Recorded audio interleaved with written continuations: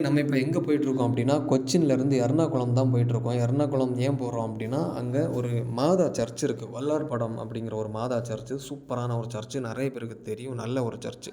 சர்ச்சுக்கு போயிட்டு அதுக்கப்புறம் எங்கே போவோம் அப்படின்னா, பேக்கரி போவோம். பேக்கரி எதுக்குன்னா, நம்ம கடல்ல வந்து 5, 6 நாள் இருப்போம். அப்போ அந்த டைம் நமக்கு டீக்கு, கேக்கு, அதுக்கப்புறம் ஸ்நாக்ஸு அந்த மாரிலாம் சாப்பிடுறதுக்காக வாங்க போவோம். ஸோ அதுதான் நீங்க பார்த்துட்டுருக்கீங்க. அதெல்லாம் வாங்கிட்டுருக்கோம். ஒரு ரூ. 400 ரூ. 500 அப்படியெல்லாம் வாங்க மாட்டோம். ரூ. 3000 ரூ. 4000 ரூ. 5000 வரைக்கும் பேக்கரி திங்ஸ் வாங்கிட்டு போவோம். ஸோ ஏன்னா, அங்க வந்து போட்ல 16, 17 ஆள் இருக்காங்க. எல்லாருமே சும்மா டைம் பாஸுக்கு சாப்பிடுவாங்க.